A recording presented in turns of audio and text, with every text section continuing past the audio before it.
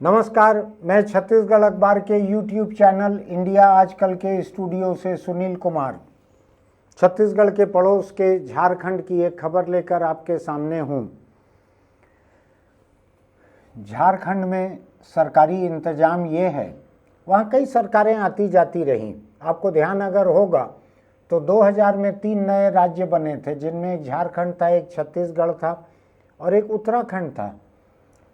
इन तीनों में सबसे अधिक विकास छत्तीसगढ़ का हुआ। थोड़ा कांग्रेस की सरकार भी रही, कुल मिलाकर 8 साल, इन 25 सालों में 8 साल कांग्रेस की सरकार रही, 16 साल उससे दुगना भाजपा की सरकार रही। काम खूब हुआ छत्तीसगढ़ में। लूटपाट जो हुई वो एक अलग बात है, उसके लिए अदालत और जांच एजेंसियां हैं, मैं उसमें आज एक बार फिर बोलना नहीं चाहता हूं। लेकिन मैं इसके ऊपर आ रहा हूं कि झारखंड में, जो कि छत्तीसगढ़ के साथ ही राज्य बना, इसी किस्म का आदिवासी राज्य है, इसी किस्म का खनिज संपन्न राज्य है, इसी किस्म का फौलादी कारखानों वाला राज्य है। वहाँ पर गरीब आदिवासी, अनपढ़, जंगलों में रहने वाले, सीधे साधे, बहुत ही होशियार भी ऐसे आदिवासी वहाँ रहते हैं। और उनके इलाज के नाम पर, ध्यान से सुनिएगा, इलाज के नाम पर जो सरकारी इंतजाम वहाँ होता है, उसकी जो बदहाली सुनाई पड़ रही है मुझको, जो खबरों में देखने मिल रहा है, तो ये भयानक है। मैंने झारखंड के कुछ अलग अलग समाचार सोर्स जो हैं उन पे इसको ढूंढा कि वहाँ सरकारी इलाज का इंतजाम, सरकारी अस्पतालों की बिल्डिंग बनने का काम ये किस तरह का है, वहाँ पे सरकारी डॉक्टरों का क्या हाल है, इन सब के बारे में ढूंढने की थोड़ी सी कोशिश की। मुझ इसलिए कि उसकी बदहाली मुझको छत्तीसगढ़ में भी दिखती है, बहुत बदहाली दिखती है यहाँ भी। तो मैं छत्तीसगढ़ की बदहाली पे बाद में आऊँगा, मैं पड़ोस के झारखंड की बदहाली पे पहले जाता हूँ। पहले मैं थोड़ा सा आपको बतलाता हूँ कि वहाँ क्या हाल है। वहाँ कुछ समय पहले की खबर है कि डॉक्टरों की इतनी कमी है कि गरीब मरीजों को सरकारी अस्पतालों में डॉक्टर उपलब्ध नहीं है। लेकिन कुछ समय पहले की हाल है, ये ऐसी हालत छत्तीसगढ़ की भी है। अब मैं दूसरी खबर पर आता हूँ जो बड़ी है, वो ये है कि पलामू जिला, वहाँ तो एक अस्पताल ऐसा बना दिया गया जो नदी के बीच में है, उसके कम से कम 3 तरफ पानी तो मुझको उसकी तस्वीर में दिख रहा है। झारखंड अपडेट्स.com नाम की एक वेबसाइट पे है, उस पर काफ़ी लंबा चौड़ा ये समाचार दिख रहा है। तो 3 तरफ पानी है अस्पताल के, और अगर मैं ध्यान से देख रहा हूँ तो वो पानी का स्तर मुझको बिना बाढ़ के भी अस्पताल के फ्लोर जितना दिख रहा है मुझको। और ऐसी जगह अस्पताल बनाया गया है जहां बारिश के दिनों में, बाढ़ के वक्त, आधा अस्पताल पानी में डूब जाता है। 3 तरफ पानी दिख रहा है तस्वीर में। उप स्वास्थ्य केंद्र बारिश में आधा डूब जाता है, मरीज पहुंच ही नहीं सकते। अब वहां के कलेक्टर ने या दूसरे अफसर ने जांच के आदेश दिए हैं कि इसको यहां बनाया कैसे गया है। लेकिन ऐसा हाल मुझको झारखंड के ढेर सारे आदिवासी इलाकों में दिख रहा है। लंबी लिस्ट दिख रही है। जिन सबसे गरीब, जो मूल निवासी आदिवासी हैं वहाँ के, जो पहले व्यक्ति हैं, हिंदुस्तान के अर्ली इंडियंस हैं, जो 65,000 साल पहले इस देश में पहुँचे हैं, अंडमान निकोबार से जिनकी शुरुआत हुई है और बढ़ते बढ़ते पूरे हिंदुस्तान में आए हैं। तो हिंदुस्तान के आदिवासी ही जो हैं वही मूल है यहाँ के। ऐसे आदिवासियों वाले झारखंड में उनके हक के पैसों से क्या बर्बादी होती है गजब की, ये देखिए। एक आपने देखा कि नदी के बीचों बीच बना दिया गया। दूसरा, पलामू का, इसी जिले का एक दूसरा केस बतला रहा हूँ आपको। 4 करोड़ से 18 कमरों का सामुदायिक स्वास्थ्य केंद्र बनाया गया। 2008 में इसका शिलान्यास हुआ था, 2012 में पूरा हुआ। आज 13 साल हो गए, शुरू नहीं हुआ। अब सरकार का कहना है कि ये ऐसी जगह बना दिया गया है जहाँ न डॉक्टर पहुँच सकते, न मरीज पहुँच सकते।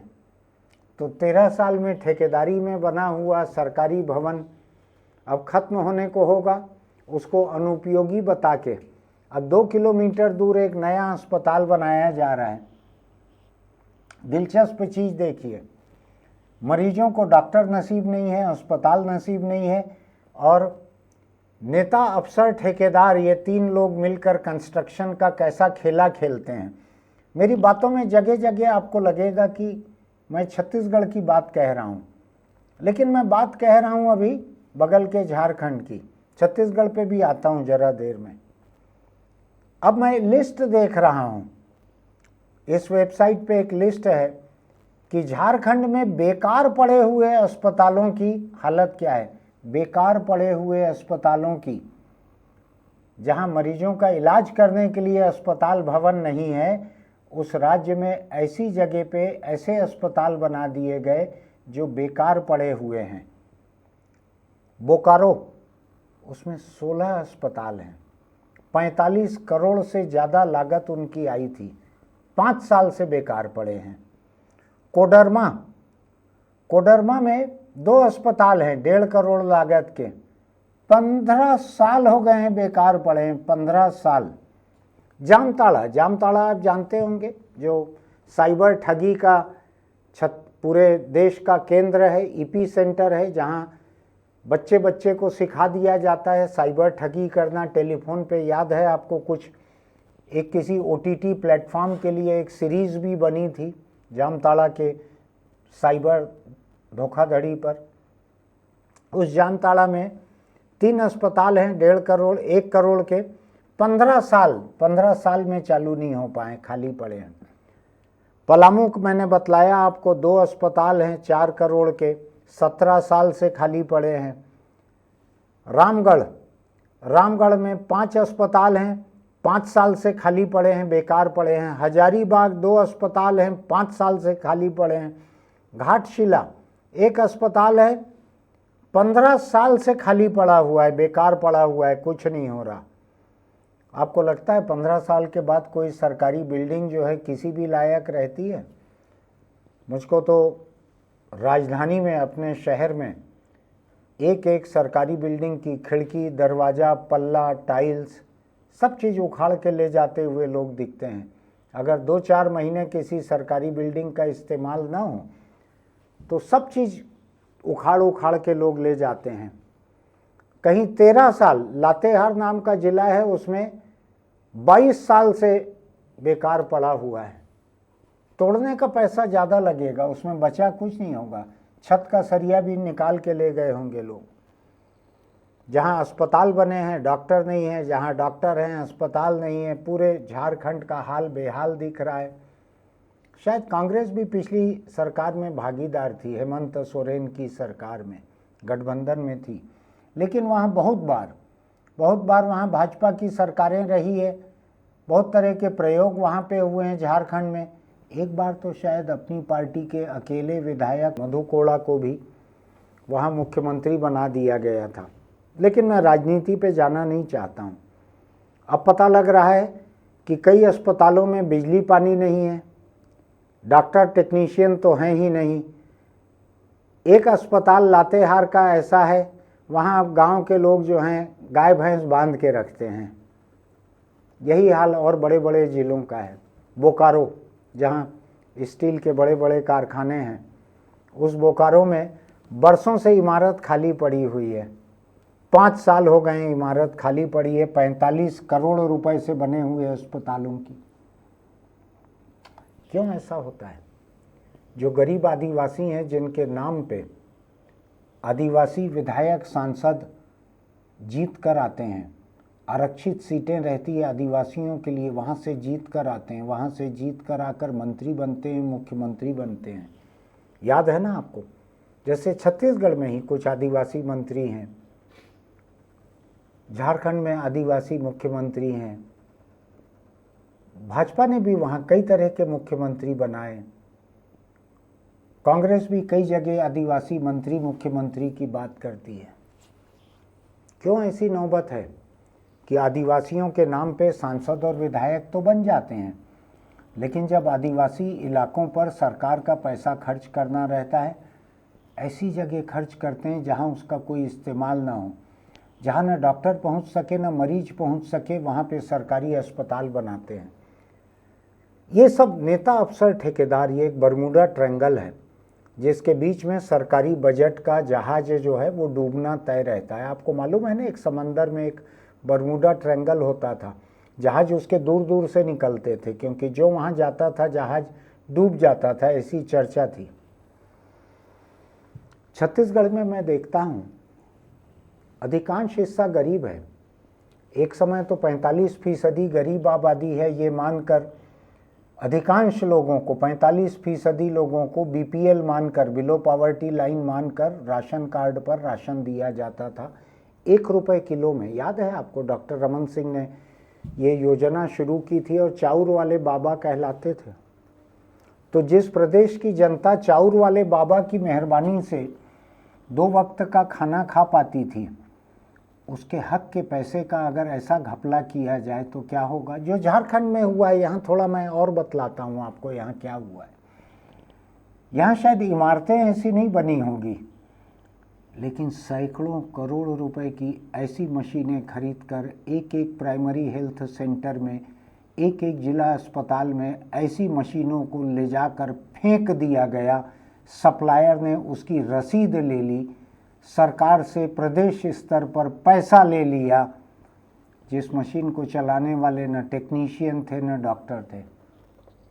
सैकड़ों करोड़ रुपए की, बल्कि मैं कहूँ तो जब कृष्णमूर्ति बांधी हेल्थ मिनिस्टर थे और बाबूलाल अग्रवाल हेल्थ सेक्रेटरी थे छत्तीसगढ़ के, रमन सिंह कैबिनेट की बात बतला रहा हूँ मैं 2003 के बाद की।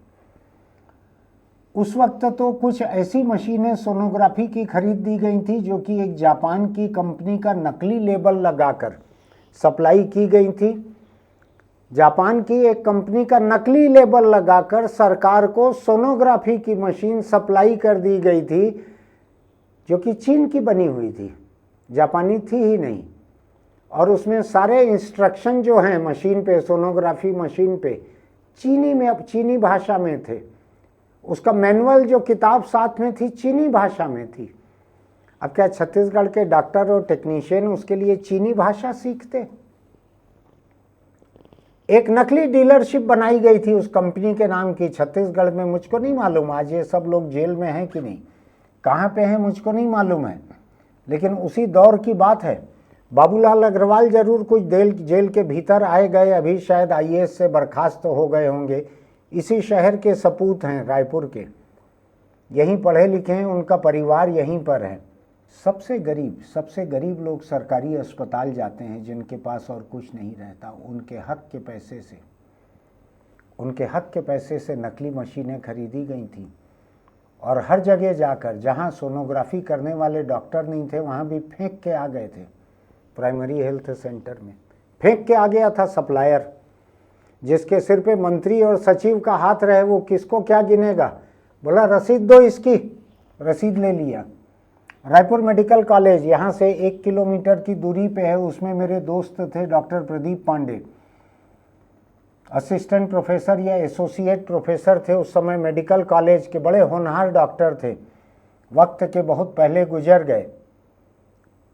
उन्होंने देखा तो वो मशीन जो है काम ही नहीं कर रही थी, पूरा धुंधला दिख रहा था स्क्रीन पे, नकली मशीन थी। उन्होंने मना कर दिया कि मैं ये मशीन के बारे में लिख के नहीं दूंगा कि ये ठीक काम कर रही है। तो उनको सेक्रेटरी बाबूलाल अग्रवाल ने बुलाया, पास में ही मेडिकल कॉलेज के पास में ही मंत्रालय था उस समय, सचिवालय था, बुला के धमकाया कि क्यों नहीं दे रहे हैं लिख के, नौकरी खत्म कर देंगे आपकी। उन्होंने कहा कल नहीं आज खत्म करो, मैं अभी छोड़ के निकल रहा हूँ, मुझको ज़रूरत भी नहीं है। उनके परिवार का नर्सिंग होम था मेरे घर के पास में, रायपुर में ही, बहुत काबिल डॉक्टर थे, उनके परिवार में कई लोग डॉक्टर थे। डॉक्टर प्रदीप पांडे के पिता, उनको पद्मश्री मिला था। उनकी माता शहर की सबसे पुरानी गायनेकोलॉजिस्ट थीं। उनके भाई डॉक्टर, पत्नी डॉक्टर, अब उनके बच्चे डॉक्टर, ऐसे डॉक्टर परिवार के बहुत अच्छे इंसान थे। उनको बुला के धमकाया था सेक्रेटरी ने कि लिख के दो मशीन ठीक काम कर रही, नहीं तो नौकरी से निकाल दूंगा। उन्होंने कहा कल नहीं आज निकालो, मैं जा रहा हूं छोड़कर खुद ही। इस अंदाज में सप्लाई गवर्नमेंट की होती है। ये मैं उस समय की बात बता रहा हूँ, रमन सिंह के पहले कार्यकाल की। बाद में भी इसी तरह से हुआ, लेकिन भूपेश के समय जो रिकॉर्ड कायम हुआ उसको देखकर WHO हक्का बक्का है। विश्व स्वास्थ्य संगठन, विश्व स्वास्थ्य संगठन के मेरे एक दोस्त ने फोन करके पूछा कि ये किस तरह का स्वास्थ्य का मैनेजमेंट है आपके यहाँ, हेल्थ सर्विसेज का मैनेजमेंट ये किस तरीके का है, क्या आपके यहाँ बिल्कुल ही अनपढ़ लोग काम कर रहे हैं? मैंने कहा नहीं, यहाँ हेल्थ सेक्रेटरी जो काम कर रहा है वो खुद इसी मेडिकल कॉलेज का पढ़ा हुआ क्वालिफाइड डॉक्टर है। Doctor Alok Shukla qualified doctor है, यहाँ का मेडिकल डॉक्टर है, इसी कॉलेज में पढ़ा हुआ है। थोड़ा ज़्यादा हमदर्दी रहनी चाहिए थी।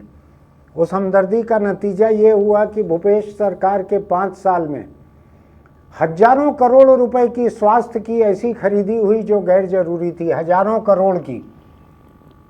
करोड़ की ऐसी मशीनें खरीद लिए गई जिनको चलाने वाले नहीं थे, रखने की जगह नहीं थी। ऐसे रीएजेंट जो केमिकल रहते हैं मशीनों के भीतर जांच के लिए डालने वाले, ऐसे रीएजेंट खरीद लिए गए जिनके लिए मशीनें नहीं थी। ऐसी मशीनें खरीदी गई जिनको चलाने वाले लोग नहीं थे। सैकड़ों करोड़ के ऐसे रीएजेंट खरीदे गए जिनको रखने के लिए सरकार के पास फ्रिज भी नहीं था। फ्रिज जो कि बहुत महंगा नहीं आता है, रखने के लिए फ्रिज नहीं था और सैकड़ों करोड़ के रीएजेंट खरीदे गए। चलाने वाले टेक्नीशियन और डॉक्टर नहीं थे, सैकड़ों करोड़ की मशीनें खरीदी गईं। ऐसी कंपनी की मशीन खरीदी गई जिसमें उसी कंपनी का केमिकल चलता है और उस कंपनी से कॉन्ट्रैक्ट किया गया कि इतने साल तक वो कंपनी इन मशीनों को चलाएगी। तो चलाएगी कैसे? उसका केमिकल खरीदोगे तो चलाएगी। यानी भूपेश सरकार ने अपने कार्यकाल के बाद भी, उसके बाद भी आज जो बीजेपी की सरकार है इसके सिर पे एक टोपी पहना दी कि तुम इसी मशीन से खरीदोगे वरना ये मशीनें काम नहीं करेगी।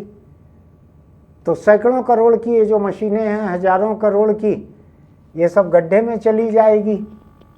तो उसी कंपनी से आपको एनुअल मेंटेनेंस कराना है, उसी का केमिकल खरीद के चलाना है, उसी से रिपेयरिंग करानी है, सब कुछ उसी से करानी है जिसने अंधाधुंध दाम पे इन गैर जरूरी मशीनों को सरकार के छोटे से छोटे अस्पताल में ले जाके पटक दिया था, सप्लाई कर दिया था। डॉक्टर आलोक शुक्ला शायद हेल्थ सचिव थे उस समय। अभी पड़े हुए हैं, जमानत पे हैं, अभी कई तरह की जांच उनके खिलाफ चल रही है। तैश में बयान भी देते हैं कि फांसी चढ़ा दो, ऐसा कुछ। बयानों से क्या होता है? फांसी भी ऐसे थोड़ी चढ़ाते हैं। जब पूरी जांच होगी, जब पूरा अदालत में मामला चलेगा, उसके बाद अदालत तय करेगी। कोई जांच अफसर फांसी नहीं चढ़ा सकते। कैसे कोई अफसर मंत्री सबसे गरीब मरीजों के हक के दवाई, इलाज, अस्पताल, मशीन, इसमें पैसा खाते होंगे? कैसे खाते होंगे? सड़क उड़क का पैसा खा लो।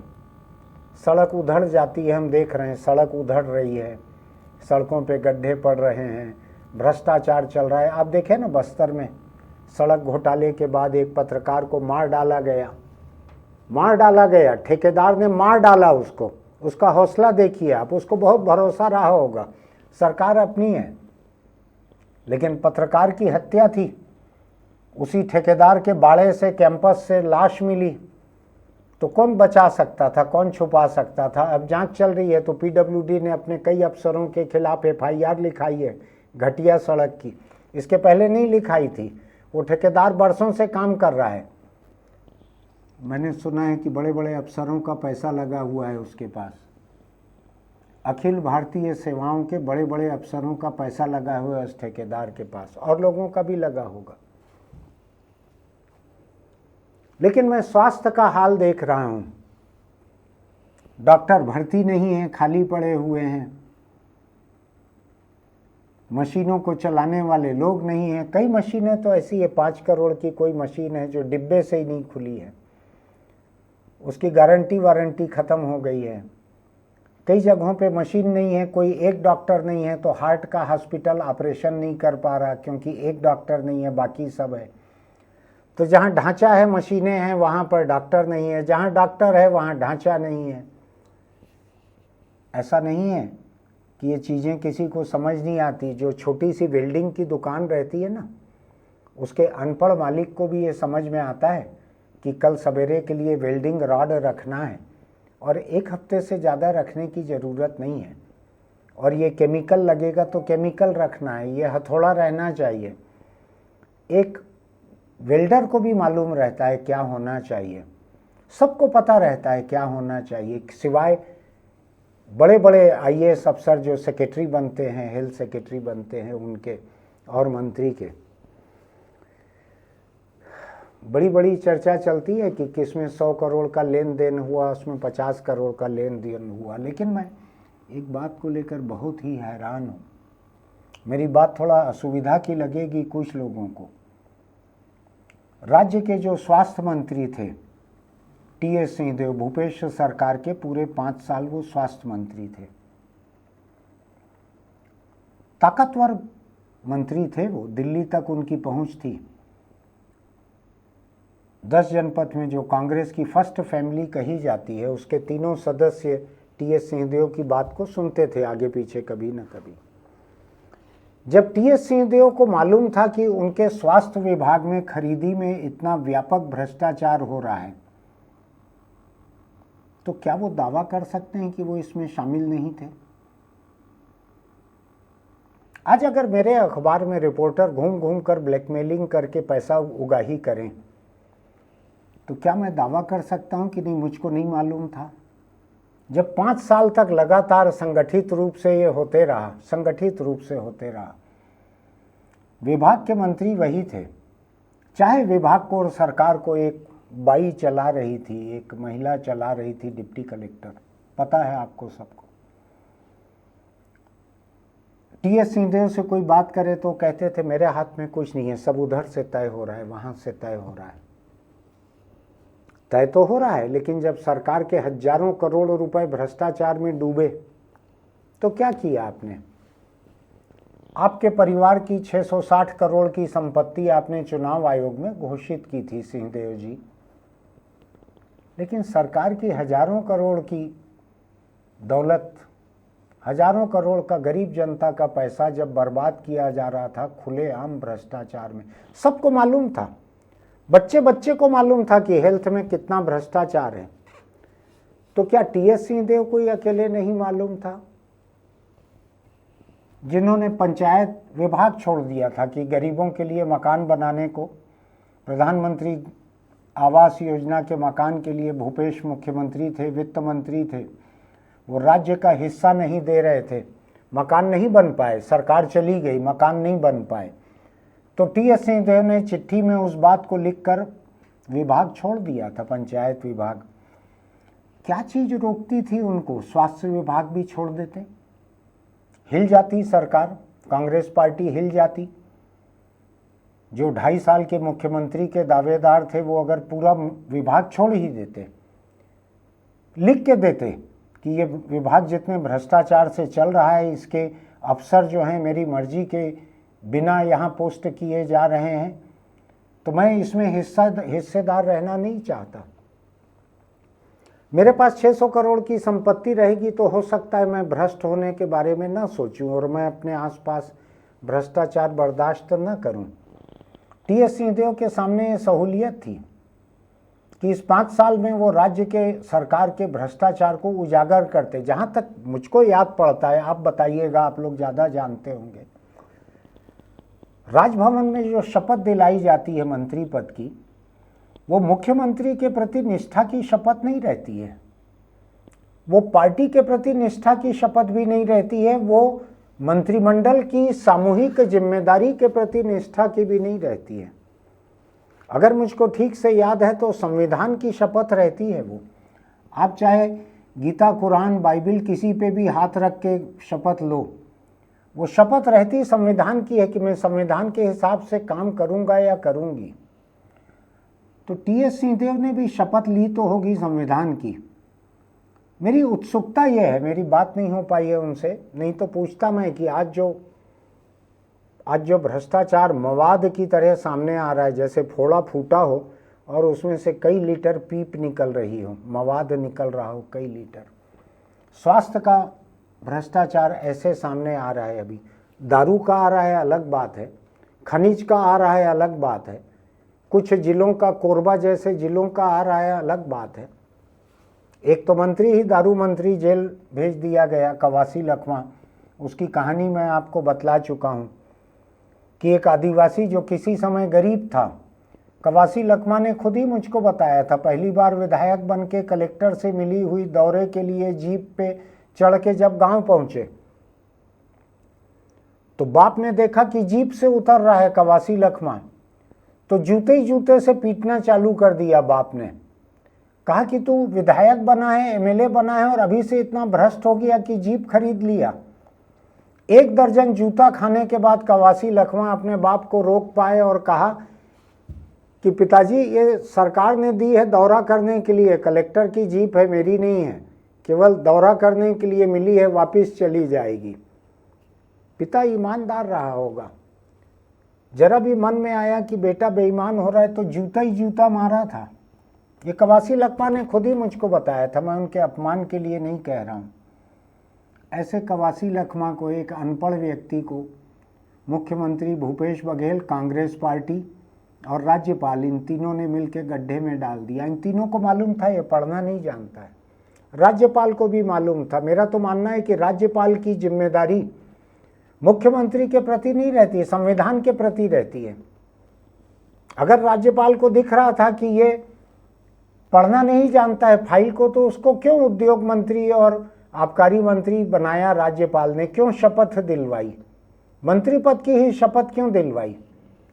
राज्यपाल को आपत्ति करनी थी, लिख के भेजना था कि इनको मंत्री बनाएंगे तो काम कैसे चलेगा, लेकिन बनाया। तो मैं राज्यपाल को भी उतनी ही तोहमत देता हूं। मेरे दोस्त ही थे शायद उस वक्त राज्यपाल शेखर दत्त।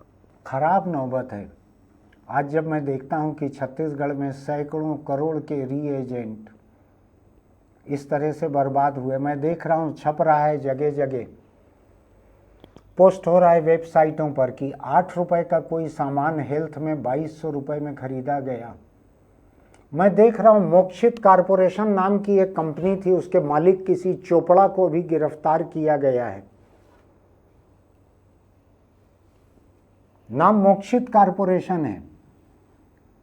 इस भ्रष्टाचार ने प्रदेश के लाखों गरीबों को मोक्ष दिलवाया होगा, मर ही गए होंगे परमानेंटली। जब दवाई नहीं है, इलाज नहीं है, मशीन नहीं है, डॉक्टर नहीं है, सप्लाई है, केवल सप्लाई। भरपूर खरीदो, सैकड़ों हजारों करोड़ का खरीदो, बिना जरूरत खरीदो, बाप का पैसा हो जैसे। आज है ना नशा करने वाले लोग, दारू पीने वाले, गांजा पीने वाले, कुछ नशीली गोलियां खाने वाले, क्लबों से निकलते हुए पकड़ाते हैं रातों में, बार से निकलते हुए, पब से निकलते हुए। पुलिस पकड़ रही है। अभी मर गया है एक लड़का जिसके ऊपर गाड़ी चढ़ा दी थी प्रोस्टिट्यूट के साथ नशेड़ी ने। ऐसा मोक्ष लाखों लोगों को मिला होगा इस छत्तीसगढ़ राज्य बनने के बाद से। तो मैं देख रहा हूँ झारखंड में खंडहर होती हुई अस्पताल की इमारतें अलग हैं। इधर हमारे इधर थोड़ा जोर अस्पताल की इमारतों पे नहीं रहा, दवाइयों पे रहा, केमिकल पे रहा, मशीनों पे रहा, इस पे ज़्यादा रहा। अस्पतालों पे रहा होगा तो मुझको नहीं मालूम है। राज्य सरकार का निर्माण विभाग है पीडब्ल्यूडी, इसके बाद स्वास्थ्य विभाग ने अपना निर्माण विभाग अलग से बना लिया। और निर्माण विभाग कौन सा है?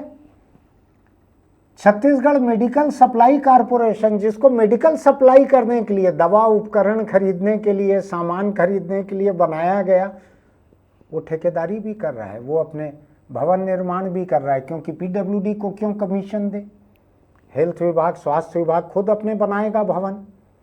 वो एक अलग किस्सा होगा, मैं अभी उस पर जाना नहीं चाहता हूँ। लेकिन जनता को पूछना चाहिए टीएस सिंहदेव से, आपने पंचायत विभाग तो छोड़ दिया था, 5 साल स्वास्थ्य विभाग नहीं छोड़ा था, स्वास्थ्य मंत्री आप बने हुए थे। चुनाव आयोग में आपका हलफनामा बतलाता है आपके पास 650 करोड़ से ज़्यादा की दौलत है। तो मैं मान लेता हूँ, हालांकि किसी के पास दौलत होना उसके ईमानदार होने का कोई सर्टिफिकेट नहीं रहता है, लेकिन मैं मान लेता हूँ, इतना तो मान ही सकता हूँ कि आपको ज़रूरत नहीं थी। क्यों हुआ आपके विभाग में ऐसा, और इतना व्यापक भ्रष्टाचार, इतना भयानक भ्रष्टाचार क्यों हुआ? अकेले भूपेश बघेल को क्यों कोसूं मैं, जब टीएस सिंहदेव में इतना नैतिक साहस था, या उन्होंने ऐसा नैतिक छद्म दिखाया कि एक विभाग उन्होंने छोड़ दिया, पंचायत।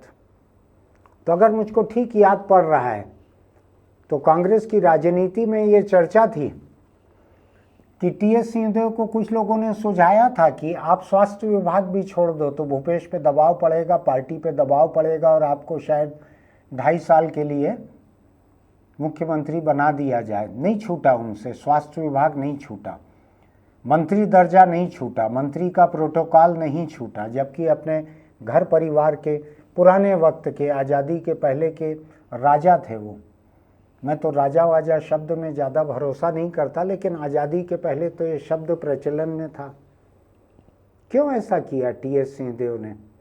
क्यों भ्रष्टाचार का भांडाफोड़ नहीं किया? क्यों बर्दाश्त करते रहे? क्या मुख्यमंत्री बनने के लिए?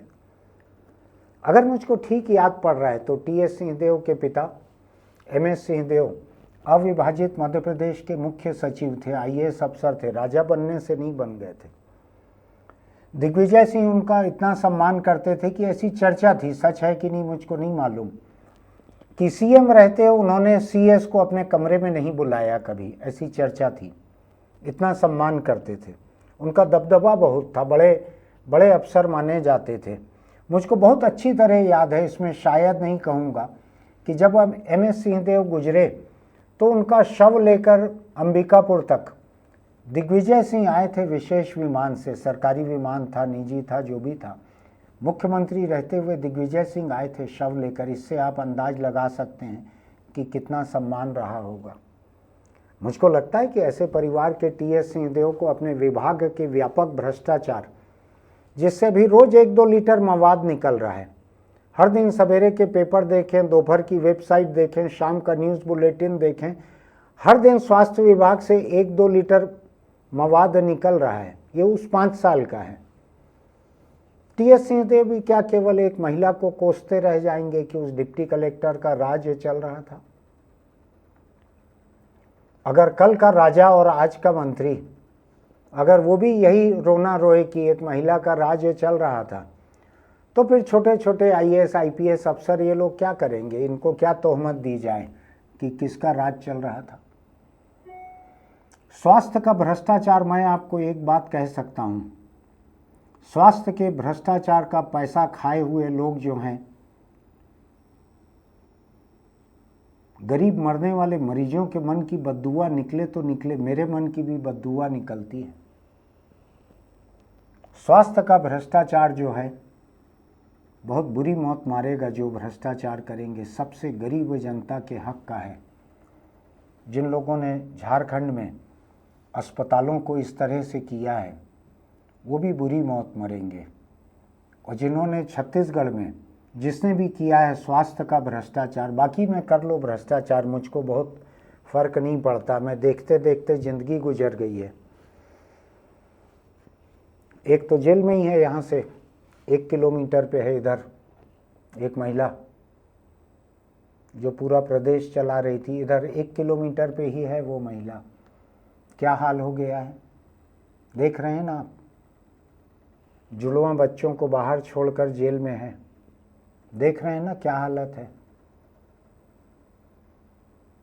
स्वास्थ्य का भ्रष्टाचार मैं चेतावनी देना चाहता हूं, जो पहले रह चुके हैं उनको, जो आगे 100 साल तक सचिव या मंत्री बनेंगे उनको भी। मैं नहीं भी रहूँगा तब भी मेरी बद्दुआ कायम रहेगी। स्वास्थ्य का भ्रष्टाचार आपको नर्क के सबसे घटिया दर्जे में ले जाके पटकेगा। भरोसा ना हो तो आप बाबूलाल अग्रवाल का हाल देख लीजिए। फिर मिलेंगे। अगर आपको लगता है कि मैंने एक जायज़ सवाल उठाया है, मैंने कोई न्याय संगत बात की है, तो हमारे YouTube चैनल इंडिया आजकल को सब्सक्राइब कीजिएगा, नोटिफिकेशन की बटन दबाइएगा, लाइक कीजिएगा और अपने आसपास, अपने जीवन में अपने आसपास के लोगों को कहिएगा कि गरीब मरीज के हक को कभी मत मारना, कभी उसमें पैसा मत खाना। बहुत बुरी मौत होती है, बहुत ही बुरी मौत होती है, उससे जेल भी जाते हैं लोग। टी.एस. सिंहदेव कहीं आपको मिलें तो उनसे सवाल जरूर कीजिएगा कि 5 साल आपके विभाग में ये जो भ्रष्टाचार हुआ, क्या आप इसको देखकर चुप रहने के, बर्दाश्त करने के, या आप शामिल थे उसमें? सवाल कीजिएगा। मुझको मिलेंगे, मैं भी पूछूंगा। ऐसा कैसे हो सकता है कि आप केवल अनजान थे उससे या केवल चुप थे? चुप्पी का हक नहीं रहता है। शपथ चुप्पी की नहीं ले जाती है, शपथ चुप्पी की नहीं ली जाती है। शपथ ली जाती है कि कानून का, संविधान का पालन करेंगे, इसकी शपथ ली जाती है। चलिए, हेल्थ की बात चल रही है इसलिए कह दूं कि बीड़ी, सिगरेट, गुटखा, तम्बाकू अगर आप खाते पीते हैं तो छोड़ दीजिए। अगर नहीं छोड़ेंगे तो बहुत खराब हालत होती है। कैंसर किसी को भी नहीं छोड़ता है। अपने परिवार को इतने दुख तकलीफ में मत डालिए। इलाज से कैंसर ठीक नहीं होता, इसलिए तंबाकू को छोड़ देना ही समझदारी है। फिर मिलेंगे।